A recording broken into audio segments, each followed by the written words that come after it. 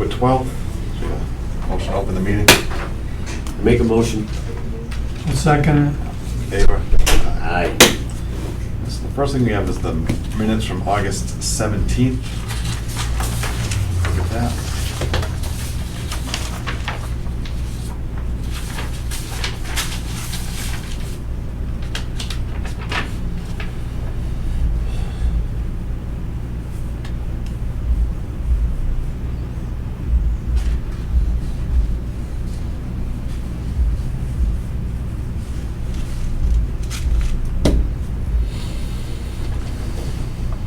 Motion on the minutes. I'll make a motion. I'll second it. All in favor? Aye. Yes, there's no meeting mail and no appointments, so first thing is FY '24 revenue to date. On your sheet presented in front of you, the September numbers are in, completed. The forecast was 237,632, and we came in roughly 260,870, so we beat it significantly. Puts us at plus 70 thus far for the year to date. And looking, pulled the numbers from October thus far. Obviously, too, in September we've had quite a bit of rain, so those are very strong numbers. And again, in October we've had some rain. We've got 82,000 in versus 95 the last year at this time, so we're down 13. I do have a couple of junior tournaments that I'm awaiting checks on, so that's roughly, rather than 13, is probably somewhere in the vicinity of -5. So if we get some decent weather, we should be able to reel that in if the weather's good. This So weekend. tee sheets Friday, Saturday, Sunday is booked solid, so we'll see on Sunday where we're at, but I think we'll be able to reel that in pretty good. How'd your Oktoberfest go? Oktoberfest was awesome. It was a Yeah. great success. Guys loved it. Sold out, right? Sold out. This is, I think it might be year 15. So for 15 years, we started this with Adam Heavey through Gary Cardoza with Isaac now, and it's grown and it has a steady, loyal following, and the guys tend to enjoy it and look forward to it. So it's become our one tournament at the end of the year. It's kind of like a customer loyalty celebration. So it works out well. Guys love it. We have some teams come in with husbands and wives, other groups of guys that they work together or they're friends, and this is the annual event that they come to, so it's a good crowd. Dan, without the junior tournaments revenue coming in, there's a shortfall of about 17,000, and most of that is in pass holder cards. Where normally on October 1, we would have a promotion that if you buy a 40 pass, you get to play golf for the rest of the season. What's your position on it? Well, we hadn't had a meeting, and I know in past years I implemented it, and you questioned if that should have been discussed and authorized. I talked about it with Isaac. I'm like, hey, listen, if the rounds are strong right now, giving away golf, we don't really have the space to give away free rounds of golf. The demand is there, so we should probably try running this year and see how it goes without it. And what we've been doing is, as people have been inquiring about it, I said we haven't sat down and had a meeting yet. Not that it hasn't, that's not going to occur. It hasn't occurred yet, but worst case scenario, you can buy the pass this year at this year's rate and save on a potential increase on next season's rate, because I do recommend going up on the passes next year. So I don't know how you guys feel about it, but I'm open to suggestions. We haven't gone up in that in a while, right? No. We've gone up on rates, but not passes. Right. We did weekend rate increments. We did weekdays. 2 years we did. Did we? 2 years ago. Well, it's significantly Whatever, below I think it went up. Yeah, but we did an The, increase a season couple a years. couple years ago, yeah. But this year, we've made some big strides in our rates on the last two jumps. So the season pass holders, as I've mentioned this to Dave in passing, that we have now pass holders, guys that are regular not pass holders, Twilight players, that come out for the $50 rate that are buying the season pass holder passes, because that is now cheaper than the Sure, Twilight, sure. and that's never been a competing factor. The Oh, passes wow, have yeah. never been lower than, Yeah. you know what I mean? It's been close to the Twilight, so it really wasn't worth the savings of $40 for outlaying $1,700 to save $40. But Yeah. now it's $43 versus 50. It's $7 around times 40. You know, you're looking at $280. Yeah, right. That's worth it. So some guys have stopped paying Twilight. They bought the passes, and now they use the passes. So I would recommend that's got to jump up and fall in line with our pricing structure that historically where it's been in the past. And just real quick on the a quick bullet point on the survey, they stated that our price points were good, and our product mix was ideal, for our clientele. So, I mean, that's one thing that we should just stay focused on, because Right. we don't want to get, my belief is, we don't want to be handcuffed on offering a discount, and then everybody starts chewing those up, and the next thing you know, we're not hitting our revenue Yeah, objectives yeah. because everybody's getting a great Did we deal. put a involved. limit on We've never had to. We've never had to. pass Well, pass holders? We watched it. Talked about watched it very closely. Yeah. It's been in the 10 to 12%, Yeah. Oh. which sounds about reasonable. Well, it's way better than what the Cape does with their resident rates and selling prime time rates at discounts. I mean, those guys are having a tough time making money because their product mix is all off. Right. We've got ours tied in nice and tight. It seems to be working well. Mhm. Yeah. So we will forego any incentive for fall play. Yeah, and I can push the idea that, listen, your Right. incentive this year is you get the discount price before we go up. Right. So, So the big push of potential of a price increase in the spring. mhm. I'm fine with that. Doesn't seem like we need to be pushing anything else at this point, so, yeah, that'd be a good, it's an incentive to try and, I know, it keeps raining for a while. It's crazy. so many Saturday rainy days all Yeah. summer. But I've got to tell you, if it's that warm rain, they're still coming. Like, the bodies are still coming. And fortunately for us too, we've had a couple outings, so they didn't really have an option not to There's come. been 18 weekends, or 19. 19. That at least rained one of those weekend Mhm. Well, there's been days. 19 weekends since June. 14 of them have had at least one day where it rained. Imagine that. So you're not using the irrigation system. No, as a matter of fact, I've got pressure leaks and weeping all over the damn place. Yeah. Because it sits there and it's constantly Oh, pushing 120 psi, 120 psi, and those little fittings down at the bottom of the head where the little seals are, you get just a little piece of dirt in there, and then the water starts coming up. That's at the irrigation heads? Yeah, well, it comes up from the bottom of the head and it weeps out around it. So you'll see it'll start to get wet. And the problem is, it's like a leaky faucet. Over time, it just accumulates and the whole area gets wet and it just gets bigger and bigger Yeah. and bigger. And sometimes, I mean, I just go out there and, and if they're weeping for more than 3 or 4 days, I fire them up and let them run and see if I can alleviate that. But no, we haven't had to run. And, the other thing is when you do eventually run the irrigation system, hopefully nobody's around to smell it because the water's sitting in them Yeah. pipes for almost a month. That first shot is some stinky water coming out of there. But we use it to water and fertilizer on fairways and greens, but that's it. And that's a situation we haven't had to experience in a long time. No, We've gone right, a yeah. long time without rain.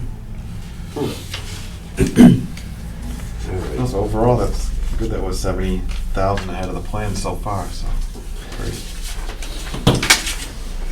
All right, so Steve, maintenance update. Actually, the discussion of rain is a good lead-in because right now saturated soil is one of my most grave concerns, and especially on greens and fairways. And greens in particular, we're, to put it lightly, we're taking a beating around the cup. Just a plain, simple, straight out beating. And I've got to change cups 7 days a week just to try to get the wear spread out. And I don't know what it is. I don't know if last week was National Foot Draggers Week or what, but I had some serious damage across these greens. And a couple of them I looked at and said, gee, that's got to be a deer. But a deer doesn't go in a straight line every foot and a half and drag its foot. I mean, I got drag marks, I got spike turns, I've got divots, and this whole idea of leaving and the ball marks are just, nobody fixes them. And now with all this moisture, I mean, they're this deep.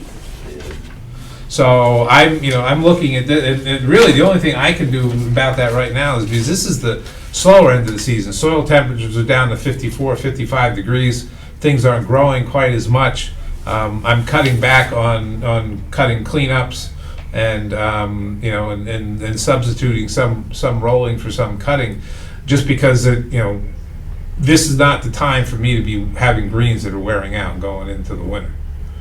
So, and in that light, if it does stop raining long enough to dry out slightly, I'm going to throw another, what's called a needle tine aeration in.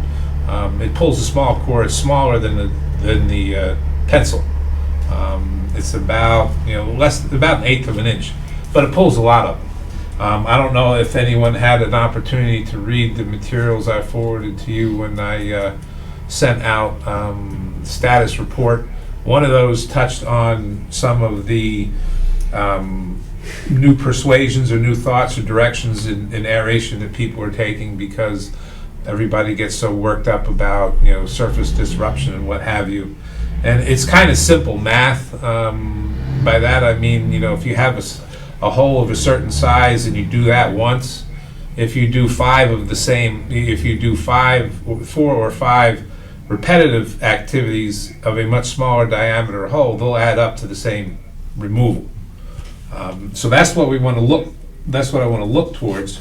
And I also want to look toward. I don't know if you remember having discussed earlier in the year. I don't remember the meeting exactly. The Baroness FS 900. It's a small core collector. I didn't have much ink in my machine, so I could only print one copy. But the nice thing about it is, first of all, it's self-propelled. It's a smaller unit.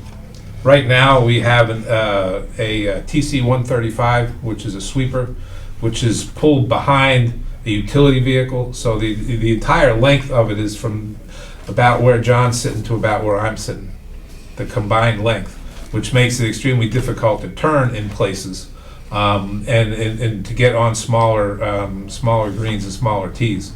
The other issue that we're having with it is 17 and a half years old. The major hydraulic piston, which lifts and lowers the hopper, is starting to leak.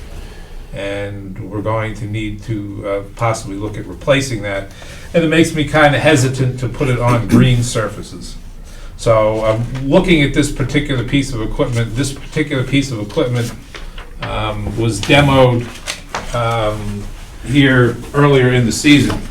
Did a fantastic job. Is that if anybody wants to look at it? At that time, I spoke with the vendor about how we could get one, and he said, well, we don't have any available now, we have to reserve them. So I said, okay, well, put my name on the list for a reservation. About 2 months after that, they had 30 requests for reservations. We were one of the first on the list. So when the units actually came in, which was the 1st of October, I got a phone call and said, are you still interested? And I said, well, I am, but I have to take that to the committee and board, what have you, have a discussion and a decision rendered. So Bob called me back at the beginning of the week, and he said, listen, I'm going to hold your unit to the end of the week. You have to give me a decision, because I've got all the other units that came in sold. He's got 15 more or so on order, but they won't be available for about 12 months. So if we're interested in this, it's a $35,000 piece of equipment. My recommendation would be to pick it up so we can go at this opportunity for less invasive aeration more times during the course of the year, primarily on a maintenance Monday, and stay ahead of the game, and also provide some opportunity to get some relief from these wet conditions, because there's really not much else I can do besides pull a small core. And I don't want to put a big heavy machine out there and pull a big core and try to sweep it up with a bigger machine, put more weight on it, or try to brush it in. It's just not what you want to be doing right now, because you're going to be wearing turf out going into the winter, and that's not what we're going to want to do. But I just can't get over the amount. We have more damage across the green cupping areas this year than we had when we had almost 40,000 rounds. So that's the direction as far as looking at as far as what I can do at this particular point to alleviate that. And the other thing is, I don't know if they had mentioned that, I believe the National Golf Foundation folks mentioned it in the report. Our aerators are, both the small one and the tow behind, are significantly old, but they are also significantly outdated as far as the new technology in aeration, as far as speed, number of holes, versatility in the unit, and so on. So that will be something we have to look at in the future. I've already got numbers for those, but I'd like to get everyone's opinion on this particular piece of machinery and whether or not we would move forward with that. And I can call him up and at least keep the one that we have reserved, because it's like he said, they're all gone except for, I think he said 3 or 4 that he's got, ours being one of them. So, or the one that I reserved. I shouldn't call it ours. The current machine we have, 17 years old. 17 and a half, yeah. It's got hydraulic leaks. Well, the unit is lifted and raised by a piston. It's that big unit. Yeah, it's the big sweeper, and the piston in the back. Actually, the piston raises the hopper for dumping it and lowers it. It also controls when the machine, because you sweep, and then when you run off the area you're sweeping, you pick it up and it raises it a certain amount off the ground, so you're not running your brushes into the rough. But yes, that one's leaking hydraulic fluid. It became more evident this past couple weeks, because we were using it on the tees, and you can see it spitting out. And for the tees, I mean, and unless it's a major break, nobody's going to see it. There's going to be a little dot here, a little dot there, but I don't, again, because of the size, the turning radius, and so on, this machine, 11 we hardly ever sweep. We have 3 greens, 3 is difficult to sweep, 11 there's nowhere to go with the sweeper, because the sides are too steep for the machine to come up, and then you can't go off the back, so that's a done deal. 7 we have some issues with. We have to, but with this machine being smaller, compact, and self-propelled, then you don't have the entire length of equipment that you're trying to turn. Does it actually save any money?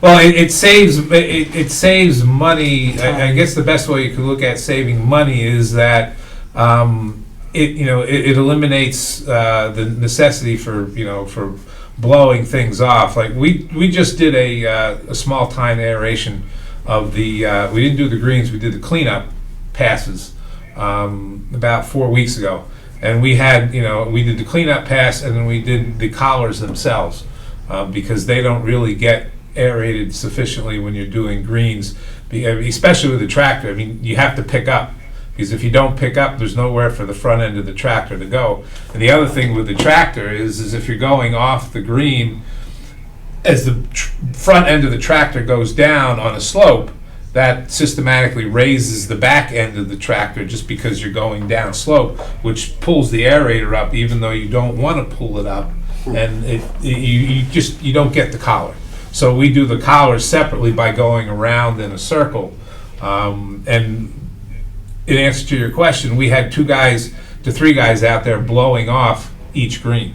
So instead of having 2 or 3 guys out there blowing off a green, I got 1 guy out there operating the machine, and the other guy following him with the utility vehicle to dump the plugs in, because this will dump right into the utility vehicle.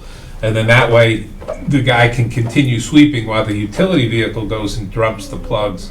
Plus, it's the one guy blowing too, so it saves me some labor time and money that way. And I can say, like I said, I can send one person out on that sweeper and one. So the aeration process is actually a 3-person job as opposed to a 5. Person on the aerator, person on the core collector, and then a person on the utility vehicle with a blower. So if the core collector misses any little pieces, you can clean those off. So when if you use the smaller times, you'll probably use it more often. Yeah, once a month probably. Probably. And is that something that can be accomplished in a 5-hour maintenance Monday? Most of it can. The thing that helps with that is we get a head start, so we have those.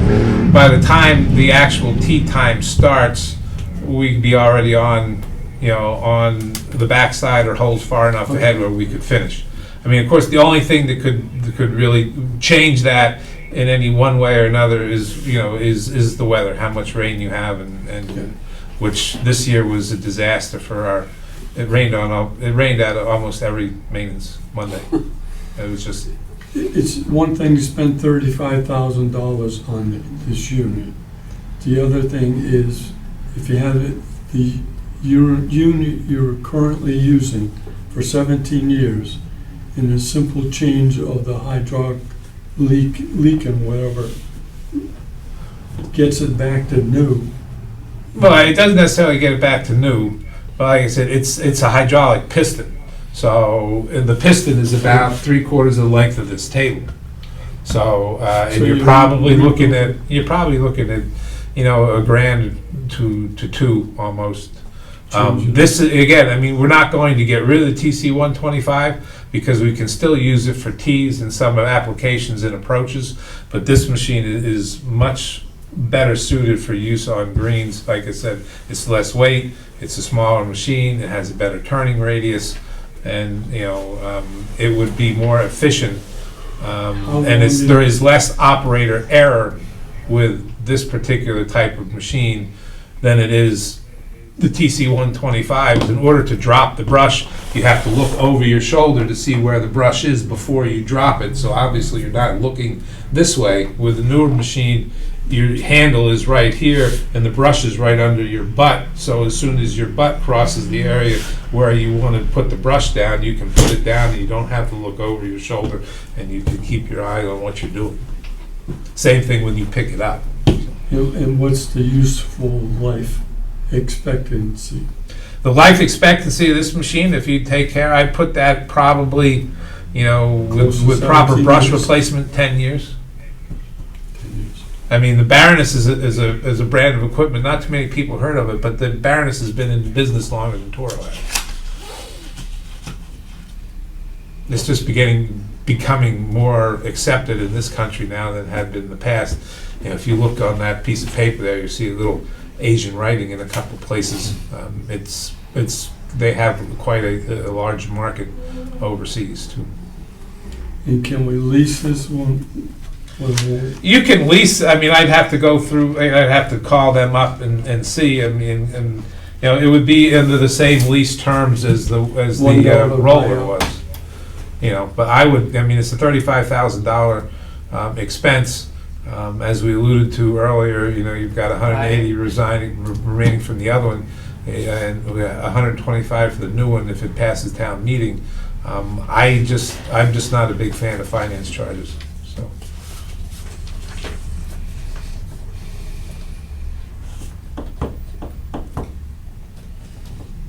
What do you say?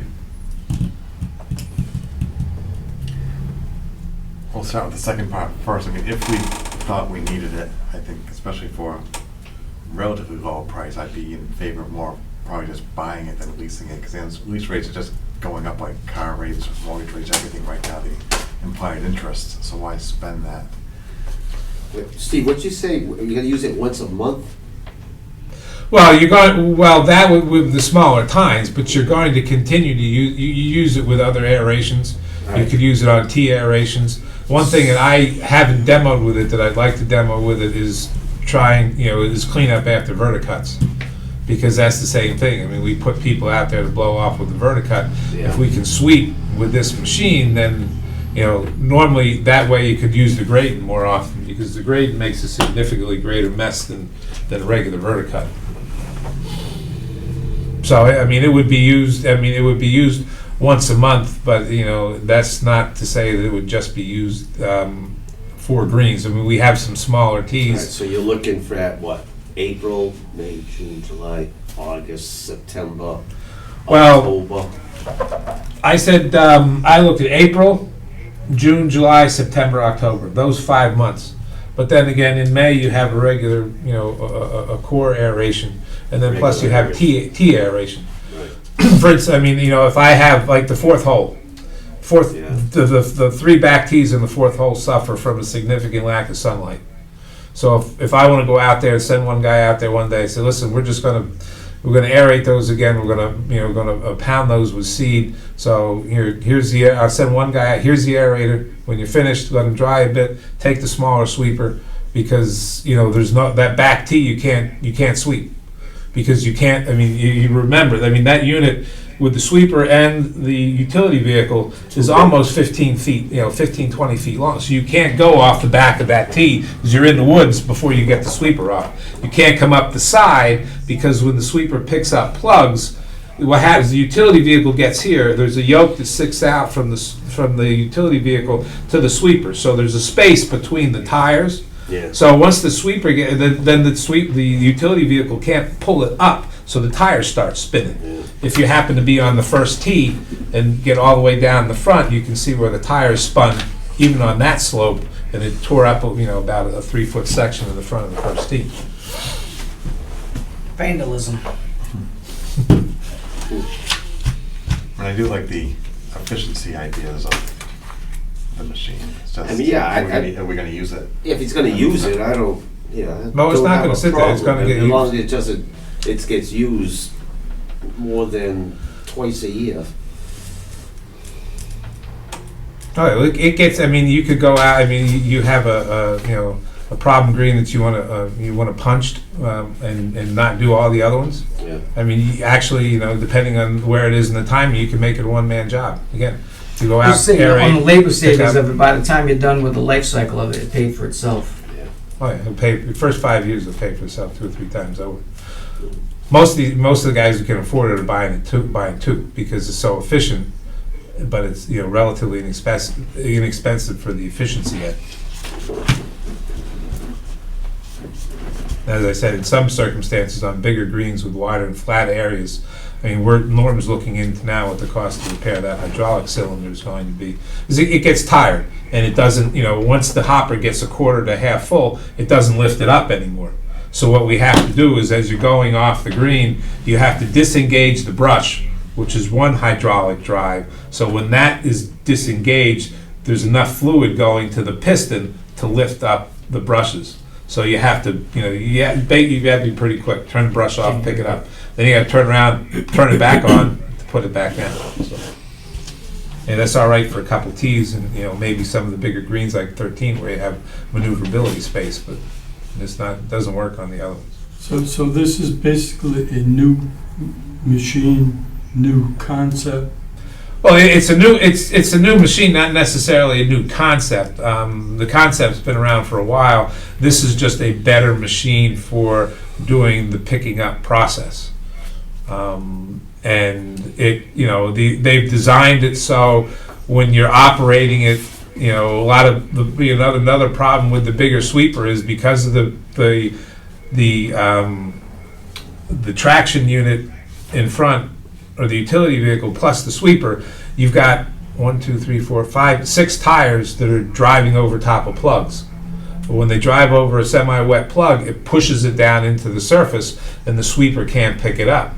This machine was designed not to have all the tires right over top of the plugs. So after you make your first pass, instead of having this 6 tires running over plugs, you've only got 2. Or 1, actually, because the other ones ride in an already cleared path. So it makes that's one of the reasons why it collects plugs better, because it doesn't smash them. Do you have a video link that you could send to these guys so they can? Oh yeah, I thought I sent one. I got a YouTube link that they can watch and see how it operates. But like I said, I mean, I talked to Bob and I told him, I said, I'm going to let you know, at the end of the week, because he's, they're in the business to make money. So this is a new machine, does it come with a warranty? Yeah, all machines come with a specific warranty. I'm not, What's the, out of curiosity, Buying something new and find out. what's the part availability if you need it, Dysfunction. since it's from wherever? Leasing. well, I don't $1 have any knowledge of anyone having issues with getting parts. This is not, This machine, yeah. Okay. 35,000. is it look, I mean, where is this thing made? China? I don't know. It might say on the back. I'm not sure. I can find out, but No, it's not a big deal. I'm just curious about, if you have to get parts and you're getting some parts that aren't available to us in the United States. well, the number of those units that they've sold. I mean, like I said, this is not just an East Coast sales effort. These things have been selling across the country, and that particular machine was highlighted GCSAA show last year, so you've seen it. And like I said, I mean, they ordered 30 machines and they're spoken for. So, and that's one distributor in this area which handles Rhode Island, Connecticut, Massachusetts, and New Hampshire. I think they go to New Hampshire. Looks like it's made in Japan. Japan? Yeah. Like a Toyota.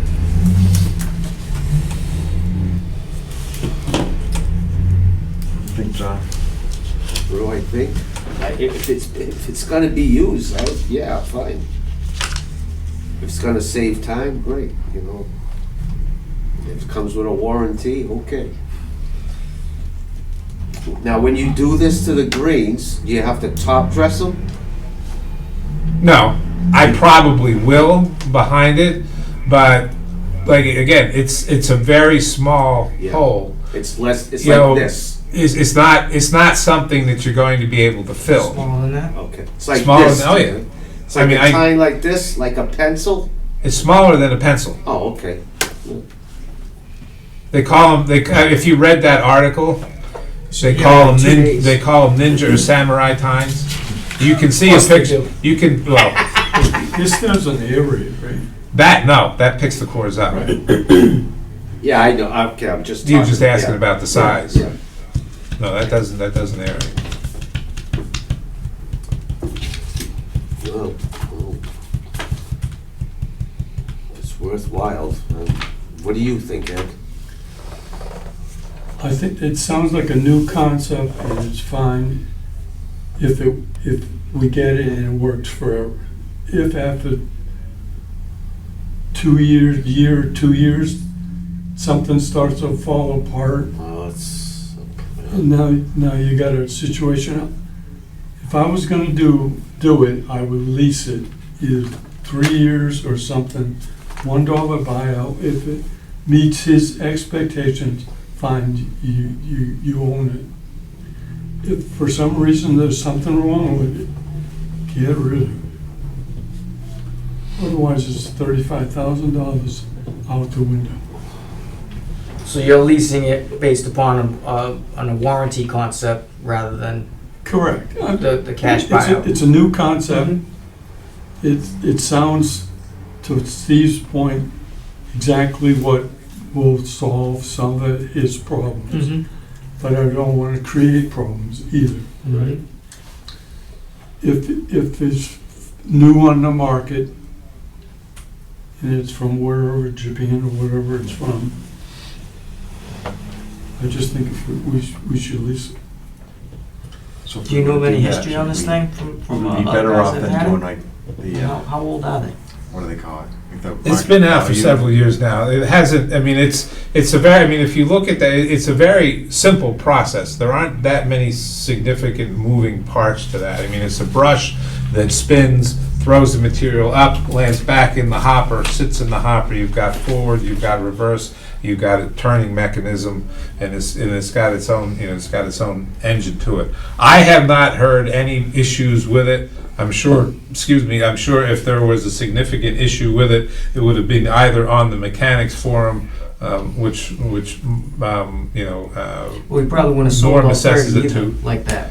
No, well, I mean, everybody, like I said, I mean, the salesman, I mean, I've been dealing with this salesman with two or three different companies for years. He's a former superintendent, and everybody who's demoed one has bought one.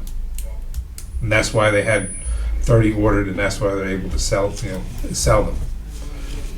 Because it's just the utility of it, the ease of operation, and the fact that you can you can save yourself some expense in time and labor.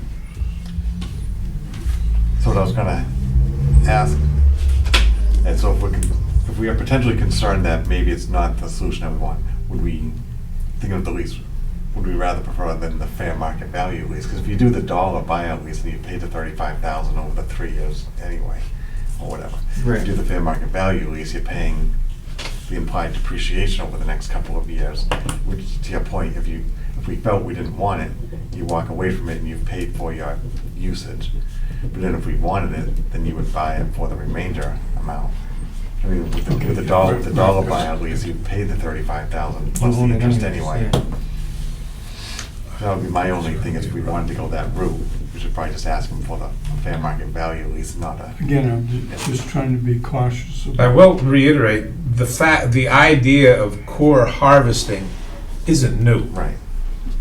The designs of the machine, I don't know, I mean, you guys probably, I mean, years ago, they had a core harvester on a Acushnet.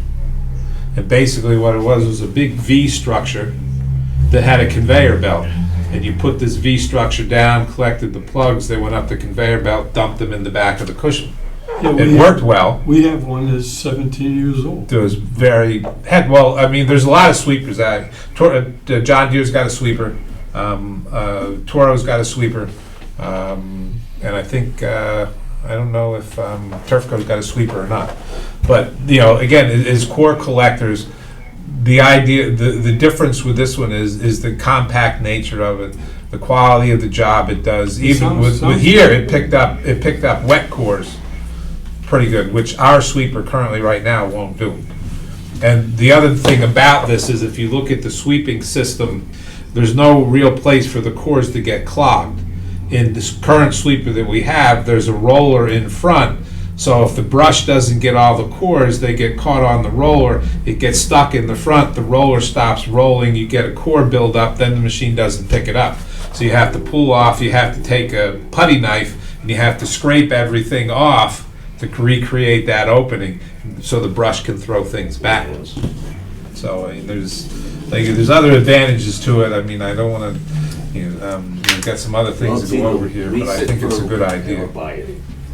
Lease it for 3 years and then buy it after 3 years, or buy it now?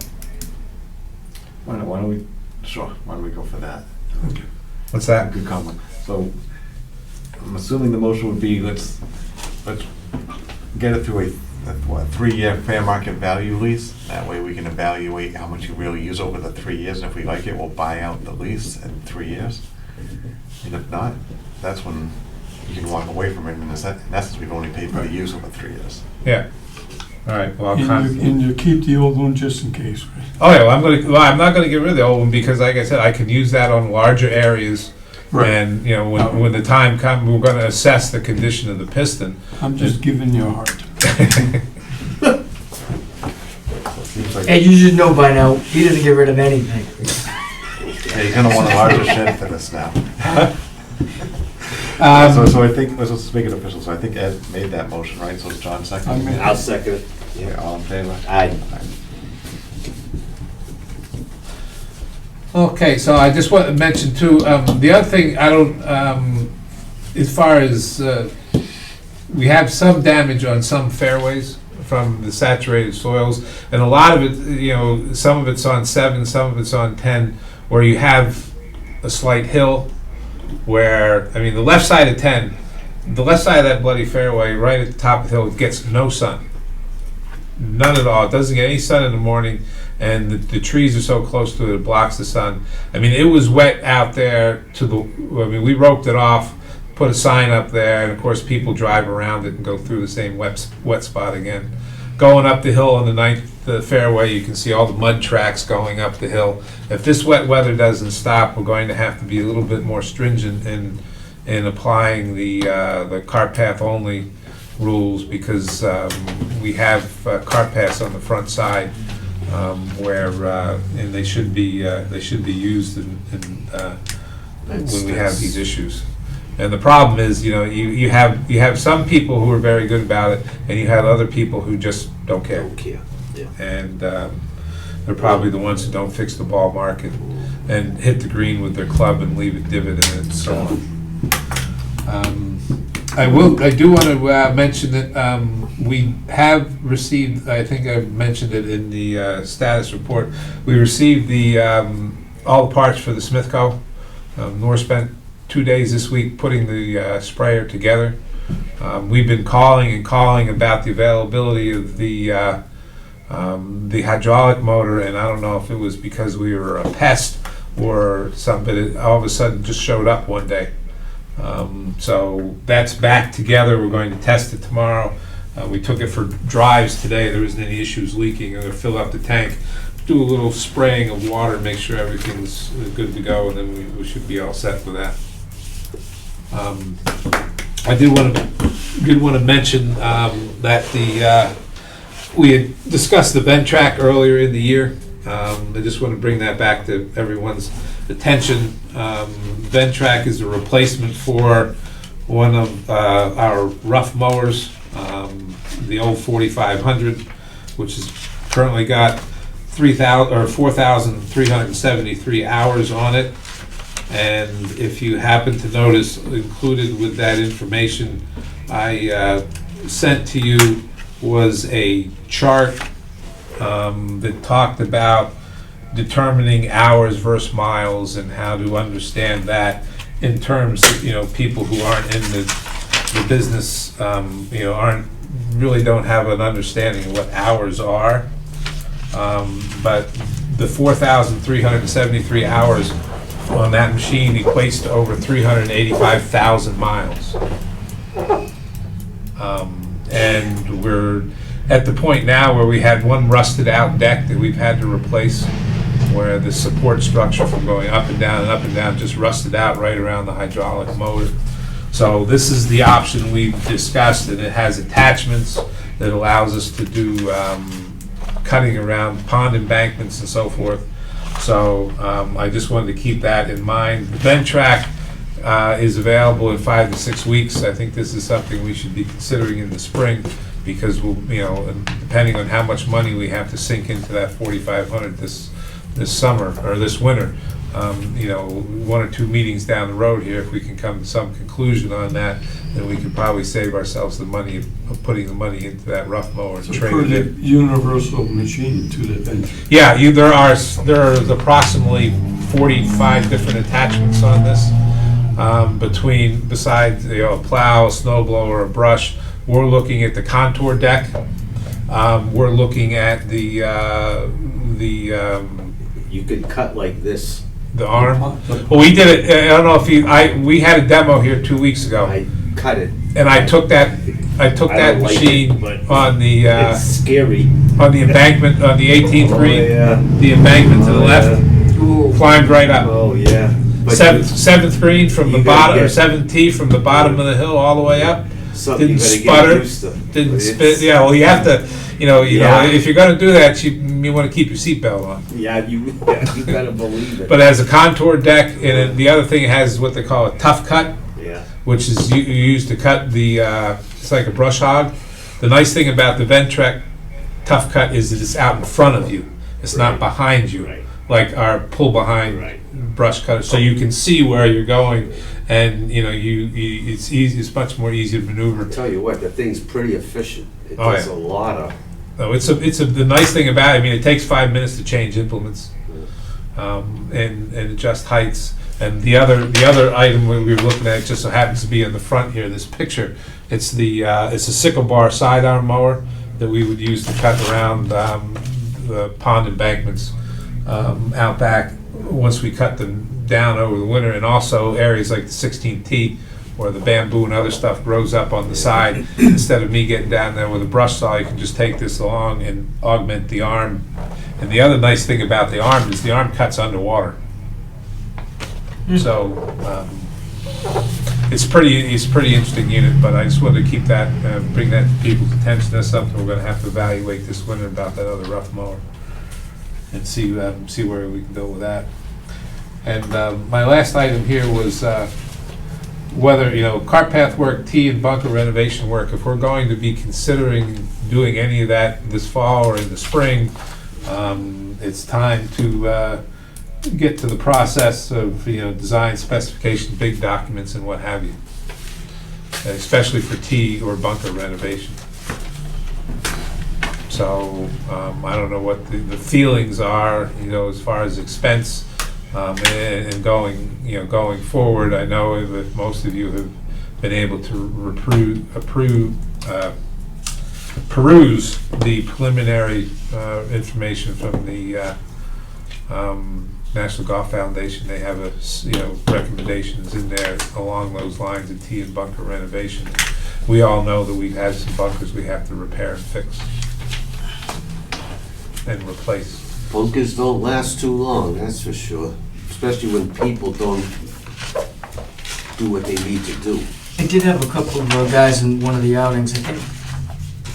Do we have was it the cement? We have the cement base on What's that? 17? Email you the draft. No, we had capillary concrete on Okay, 18. yes. I think 18, I think it was 18. Well, they just don't They want, anywhere you go, they and nicked just, it a couple they're times. abused. Well, they may have, because depending Washed on, out. well, they may have, I mean, it's funny. Just take a look at Funny it, you yes. mentioned the outings and the play and the rain. I mean, we had an outing that was scheduled on a day where there was forecast for a significant rain event. Of course, Couple of them. hopefully, luckily the significant rain event wasn't as bad as what it was supposed to be. But they still came, they still played. They didn't stay on the cart paths. I had every bloody cart path sign out there I could put out there. They made a mess in several spots. This was on a Saturday. Kevin said the greens on Sunday morning were a mess. And the thing that irked me the most about it is the guy who has the outing says, "Oh, we play rain or shine." But wait a minute, sir. You don't own, this facility is owned by the town of Acushnet. If the town of Acushnet decides that it's unable for you to play, no, you don't play rain or shine. And that should be something that we need to mention to folks, just to, because we get a flooded golf course and flooded greens and stuff at 12 o'clock and you're supposed to go out at 1, you might not be able to do it. So you better anticipate having a rain date in your plans, especially after a year like this. And God help us if it snows as much as it rains, we might be digging out in June. This one sticking point with that is, our schedules. Yeah. There's no way. There's no room, but still. Unless they want to play in November. So, I mean, we did cancel a couple of them, but and we were fortunate on a couple of them as well, where they said we're supposed to get 2 tropical storms, and we ran right through the gap on Yeah. both of them. And we Yeah, ended we're up- lucky with we those. were real lucky, so. And you just mentioned something about the sand bunker and the concrete. Because with all the rain, one of the smaller events that we had, some guy complained, said there's a big rock in the bunker, and I said, no, that's the base. Well, if he was hitting out of the bunker on 18, Yeah. and the 18 greenside bunker is the only one that has capillary concrete. Yeah, And so one of the biggest. I just remembered it. He Yeah. talked about it a couple weeks ago, but it just clicked in my memory, so I wanted Steve to just take a look at One it. of the biggest reasons why there could be any exposure there whatsoever is, unless I put a guy out there with a shotgun everybody decides that there's, I got 3 signs up there that says, keep off bunker embankment. Yeah, right. They hit the ball, they walk right up, right up the embankment, the bloody thing goes like this, and they walk right up it. Oh, yeah. And as soon as they walk up it, every time we do the bunkers, I tell the guys, push the sand back up. And this winter, we've already started edging, and this winter we're going to be measuring and putting sand back, restoring sand into the bunkers. And I'm shooting at about anywhere from 5 to 6 inch depth, then compacted. I'm assuming that's where everybody's kind of in line with. I don't want to go the PGA, 1.25 to 2 inches, pick the ball off the top type of thing. Because in New England, all you're going to be picking is rocks. So I did have, I think this was it's funny because the National Golf Foundation put this in the report as well. This is from the USGA, or the the American Society of Golf Course Architects. It tells your bunker sand is usually worth duration of 5 to 7 years. Your tees, 15 to 20 years. They said.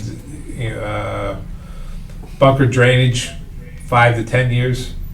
They even go as far as the list of irrigation system, 10 to 30 years. Control system, 10 to 15. Pump station, 15 to 20. So we're at the point now where, How about cart That's paths? on. cart paths, asphalt, 5 to 10 years. Concrete, 15 to 30. Asphalt paths will last a little bit longer if you don't, if you take the bloody trees out Yeah. and you make them wide enough. Yeah. Go up and look at the first tee if you have a chance. With all this rain, the cart path is 8 feet wide. Why do we have a mud hole on the left side of the cart path? Because I've got pictures. People, and they have to park off the cart path. They can't park on it. They have to park off it. I don't know. I don't understand why. And their tire goes right through the mud, and it's like, just doesn't. It doesn't connect. No, and I was a little bit off. I missed this page. I was a little bit off on my calculation. We're about 4,300, so you're probably closer to 400,000 miles on that machine, according to. Again, this is from the USGA. It's that article I forwarded to you. It helps to explain what hours mean and why they take hours instead of. Steve, at our next meeting, can you come up with 1 or 2 bunkers that you would suggest we redo, like 6 10. or 4, 10? 10. Again? Right. 10 No, the front bunker on the 10th hole. The side bunk, I would do the both at the same time if you're going to be there doing them. The right side of 6 and the right side of 4. Actually, Left side of 14. 4. 14, the left side green bunker. Right. Definite. What's the worst one? 10? Possible to get yeah. an estimate of, Well, I can. I can tell you this: there is no golf course work that you're going to do anymore that's less than $10,000. okay, right. That bunker work, the bunker on the front, the combination of those 2 bunkers right now, I can easily say we're going to be anywhere, probably around $30,000 to $35,000. Right, so can you be in a position to present that at the next? I can give that information without somebody coming out, without Right. a contractor coming out and look, as long as it's understood that that's just my estimate. Right. And the other thing is that, to go that route, you're going to have to go out to bid. So you're going to have bid documents and specifications prepared.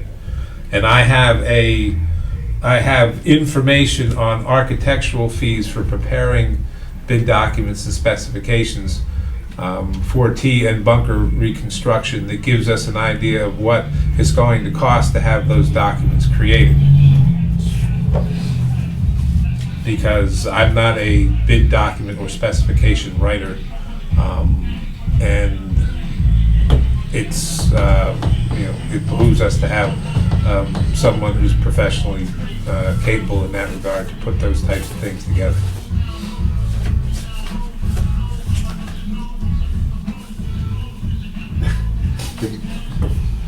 But yes, I can have that available at the next meeting. In isolation valves, we've been working our way through them. Yeah, I'd have to get Dan to come back and give me an estimate on the isolation valve replacement, because I'm Yeah, sure what your priorities are, which ones to replace. probably in the $10,000 to $15,000 range.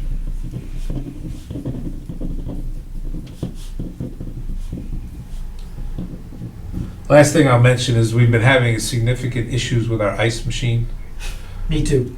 and we're having somebody to, I've been trying to get a hold of somebody to look at it. Somebody's coming tomorrow to try to troubleshoot it. I think we should probably keep that in the back of our mind somewhere, that ice machine might need. How old's that? They don't last. I don't know how old it is. It's a good machine, but Yeah. I'm not sure how They're old not it that is. expensive, right? What's that? They're not that expensive. No. Probably, I don't know, maybe $8,000, $7,000, somewhere around, depending on your size. It's a little more expensive. Well, it depends where they're probably cheaper than that. It depends I don't on know a what lot time of it's things. coming. It's You stopped by and said. what kind of water. Do we have a filter on that I was thing? gonna say whether it's filtered or not, whether it recycles. Filter, Yeah. as far as I know. Oh, Yeah. Okay. Just Hey, wondering. That'll help. Ice machines are, we clean it out and we try to keep it as clean as we can. The other thing, it's in the shop, Yeah. and unfortunately, you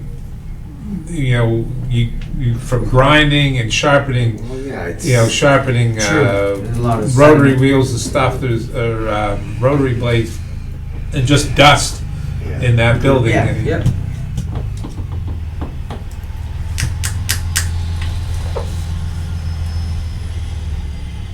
Ball marks. At one time, Dana, you used to have your kids repairing ball marks. Yeah, I can check. I was just talking to him this week. I gotta check the shed, and see if that tool is still in there. We have that blue repair tool somewhere in one of the sheds. Budget-wise, how's our salary for? Yeah, no, I can have them on the weekends make some runs and start hitting those up. And you. And the leagues are done as of today. How's your salary budget like?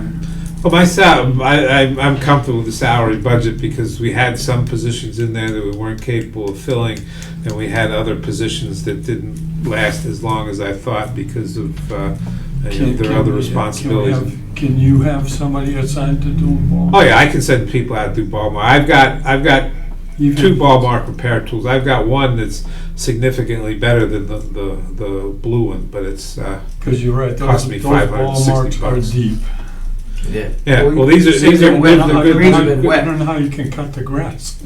Well, I mean the thing. I mean, I try to repair some when I change cups, but it's just there's just so many of them. Wally says, when You he could plays in spend- the you morning, could- you he'll could do spend- 15 on could every spend green. 2 hours. And he's like, on I one can't green. get half of them. Yeah, you could spend an hour to 2 hours on one green. Yeah.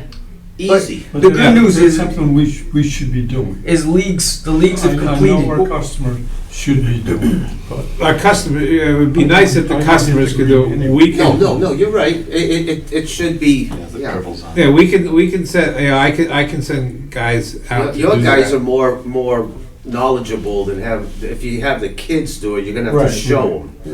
Right. Right. Yeah. But it should get better moving on from here because we have 2 more Saturdays of outings, and then we're done, and all the leagues are done. So that's those 100 hard rounds at the end of the day are gone. So at this time of the year, if we can get ahead of it and start doing some ball marks, we should be great in 2 weeks. It should start coming back. Once the soil temperature gets down to a certain point, growth is going to is going to die off. The other thing is, you were, if it wasn't for the fog this morning, you would have had your first frost. But fog rolled in around 5:30, 6:15, and it prevented this fog from setting up, or the frost from setting up. But we had Sunday morning. Was it Saturday morning? Close, or Sunday right? morning? Saturday morning Yeah, it was we like- had ice on the in the rough on the 12th hole. Really? Yeah. Yeah, It He said didn't there was- affect there golf was, because it was, frost on the range door. He said that there was ice on the door. yeah. So I mean, it didn't affect play, but, you know, we're getting close to that We're time. getting close, yes, we are. Yep. All right. Now we got Dana's operations update. Yeah, I have, real quick, if you just go down to the repair, section, repairs, C, refrigeration. I've been in talks with Pepsi, and I'm kinda setting the groundwork, because Coke hasn't come through, and I was kinda waiting it out through the season. And as we approach this off-season and the slowdown, I'm gonna probably pull their machines, put them on the sidewalk, and see if I can get Pepsi to come in and replace the refrigerators, which will save us some money on buying some refrigerators. So that's kind of in the work in progress. My ice machine is down as well as Steve's. Mine just went down this week. So hopefully we can get the repair guy to jump in on that when he does Steve's and fix ours as well. Let's see, and then, like I was just saying, the outings are winding down. And as we move into October, obviously, daylight limits your rounds of play. So you get your first blast through the morning, depending on frost delays and whatnot, and then there are no more leagues, and your twilight kind of just diminishes, because you might get a couple of 9-holes that come out. But if you can't, if you can't get out at 1, if you go out at 1 o'clock, you're not going to be able to finish once we change the clocks. That's it, Yeah. yeah. What is that, November, first weekend in November? Yes. I was trying to find it here. I think it's the Yeah. It's right after Halloween, that The that first Saturday first after one. Halloween, right? Yes.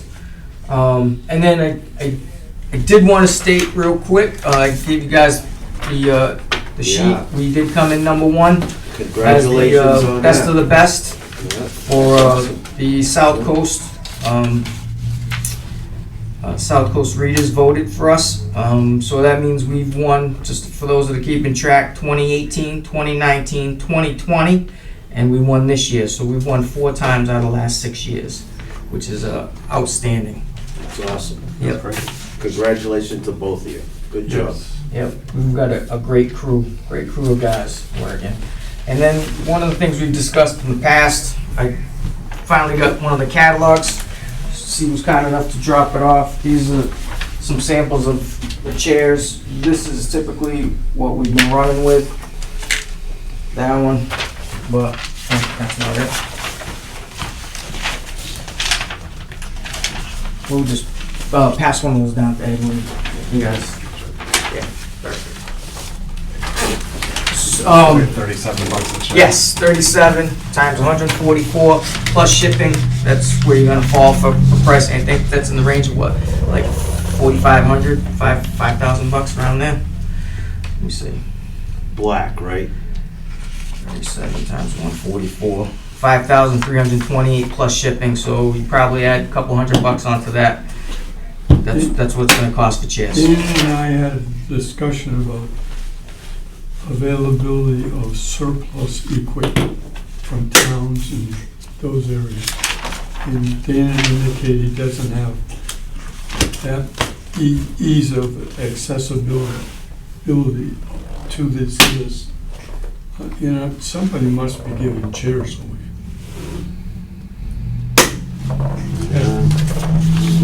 We will be when we get new ones. Yeah. I mean, the Where ones, do we get ours? Well, I don't know. I mean, do you really want to get, Those chairs have been there since before I came. But they came from some surplus someplace. We didn't buy chairs. No, I don't know. well, I don't know. I mean, Like you I know, said, they were there. They've worked thus far. They're exactly that model. It's basically a plastic back folding. They're light. They're stackable. They fit in our ball machine building. Anything bigger than that, like if you just have these chairs, you don't have any place to store them Stack 'em. at all. No, you can't. well, the other thing about those, they have cloth material. Mhm. You know, you put them outside in the building, the mice probably have field day. You with see a lot of the auditoriums. I mean, they're. If you get all metal ones, they're gonna rust out. Those like the bingo chairs. The only thing you could do really is go to some, like in Rhode Island, they have American Surplus.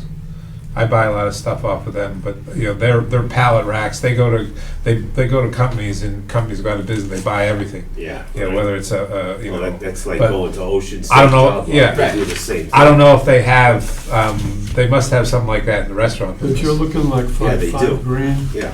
Who might have. Yeah, it's like chairs. 5,300, and if we get this many years out of them Yeah, again. no, I'll find out. just- Listen, if you're waiting Sometimes to they, move there's forward, stores you that are might be able to changing get away with what you cafeterias got. that have folding chairs, but there's that surplus that I can't get into it, or he can't Right, get I into mean, right, there's It's, two websites out there primarily if it's another town or it. Right. public, it's Gov Deals and Municipid. But typically, unless it's something fairly new that they've just now got something brand new, Yeah. it's not very good quality of stuff. Yeah. That's Yeah, out I mean, there. you know, The stuff that I put on there where I work, Yeah. stuff that people want for scrap, is something that, for five I've grand- checked for with $5 Old grand, Colony, they don't you have should- chairs, but I'm not familiar No, they with that got chairs like website. stackables. Yeah, but they have space to store them, and we have Yeah, right. zero storage. right, At all. chairs like that, I've got a couple hundred of them that I'm getting rid of at work, but they'd be like that, they don't fold, they don't Mhm. stack, it's a wood, So what do you an gonna- hour. Just checking. Advertise some new chairs. Do something someplace to sue. And the last thing is just, the National Golf Foundation update. I apologize to John, I knew you were away, and I don't think you were on the email, but I'll get to it. We got the initial draft of the report. I read through it quickly. It is, 88 pages long or something like that, so I want to read it again. There's a couple of very minor, like, little spelling things, one half sentence that says, one sentence that is factually incorrect, so I'm just gonna have Mr. Singer change that. Again, it's nothing major, but again, if it catches my eye that something's not exactly right, it should be in there. But I think overall, kind of confirmed a lot of what we knew when thinking about the age of our facility. The facility meaning to me, the whole, whether it's equipment, whether it's a parking lot, whether it's irrigation, the building. It's just confirming what we all know, is that the ancillary parts of the course do not match the quality of the course itself. And it's kind of a decision that we need to make, that are we going to try and match everything else to the level of the course. It's a very high-low playing surface, and that's where our focus has been and has needed to be over these past 25 years. But do we want to find ourselves looking to do some upgrades as we approach paying off the big bond in a couple of years and start to look forward to, do we want to be taking that $330,000 a year round figures, a plan for that, to be pumping that back into the course to get us through the next 25 years. And there are some nice to have things, and there are some things that we're gonna have to do, such as car paths, parking lot, irrigation system. Absolutely, yep. So I think we need to all, read through the report, probably see what we think our long-term priorities will be. If we have any questions on it, we can let Richard Singer know. If anybody else sees anything that they don't think is quite right or want to question, he said, absolutely let him know. Then once he thinks that we've done our first pass of it, he's more than willing to fly up here and give his presentation of it to us in Okay, so the person. next step is for him to, Yep. So he said, if any of us have any questions, if any of us want to talk to him on the phone, if the selectman and Jamie want to talk to him on the phone, he said, absolutely, we'll do that. Any of our questions or clarifications back to him. And then once, if that means that he's got to clean up the report a little bit here and there, once he does that first round of cleanup, he will come up in person okay. and present it to us in the board of, a joint meeting of us and the board of selectmen. So that way it's in people's faces and it's coming from him, it's not our interpretation of what he's saying. Now, your request for a quote that you put out Yeah. said a pro forma through 2033. In the report that I see is more short-term, like 5 years. How do we get that information back? How do we collect that information back to him and get a response? You mean to forecast it out through 2033? Correct. Right. I mean, that was a request for the quote. Did he, I don't have a copy of what he sent in as, Right, I believe he should be doing that from, I don't think he excluded that from what they proposed back. And it would be obviously, nobody has a 10-year crystal ball. No, that's, yeah, But it's more like that's a tough following one. Trends and predicting. Heck, you know. even with what he said, it states on the first page, don't hold us accountable if this doesn't work out, because But the- there are the 10 many years was- intangible things that can The 10 years was transpire. more, if we know something that has, 8 years remaining life on it. Right. More to help factor for us, so we don't need to address it now or even next year, but Mhm. these are the types of things to be planning for over the next 10 years, as opposed to, this is what your revenue and expenses are gonna be in 10 years from now. Right. But, so I think, do you have his email address? I mean, I think he's open to calls and emails directly from any of us at this point, just to say, hey, I noticed this, I noticed that, and so he Yeah. can start making his things that he Okay. wants to do. So when are we due to get back to him? I talked to him last Friday, was it? And he said, that's up to us. He said, for us to take whatever time we want, is it soon or as long as we want to look at it? But he's open to us getting back to him right away. So we have So more we- discussion at our next meeting. Sure, When then we can get a time we- if Manny and Yeah, right. Bob looked at it. And then, like I said, after that, we can plan to have him come up here and come to one of our meetings where the selection meeting. I think it would be beneficial for the selection to see it at the same time. So he's live in front of Yeah. us instead of watching someone else's meeting. My one observation is that the financial analysis is such that right now it's FY 24-25 was based on like 39,000, and FY 28 was based on 45,000 rounds. And I have a little bit of an issue with that, but Yeah, I think. Well, you know what, that was a topic that I discussed with him, and that's not in the realm of their train of thought. Round reduction is not in the line of the business concept. And if you look at the other reports from Brewster and Barnstable, those courses, they're doing those rounds. And actually, if you read it, it stated that if you want to maintain this level of rounds, you have to do this, this, and this. So I mean, that's the concept, is building upon and growing the business. He didn't, it didn't. I didn't hear or any concern with kind of dialing back and staying in a pocket. Well, he's got to consider too that there's, you can't just keep on building and building and building rounds. I mean, 12 years from now, you can't have 55,000 rounds Exactly. because you're just not going to have. where the hell that's coming Right, from? we have Yeah. to find it. So you need to find I think that. we realize that 42 to 44 is you're not really going to push. Like Steve said, that's about as far as it goes. Yeah, and I'm just saying, when you hit some number, whatever it is, 39, 40, then you look at the economics of that, Mm-hmm. and then you look at potential plan of $9 to $11 million worth of investment. Question becomes, is it viable or not? Just throwing it up there. Yeah. Oh, right, because we're never gonna have $9 million in cash, or even in a couple of years to do something like that. So then it's like, if we need to do big term, long term planning and borrowing, if it's something big again, right, so then what kind of And that's annual what- cash flow? That's what I need to see. And I think some of their numbers were very large, A little aggressive. a little, very high. Some of them weren't.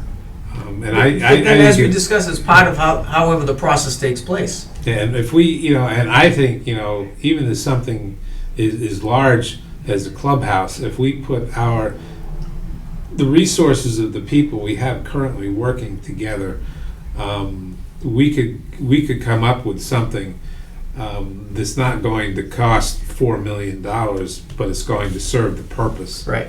Right.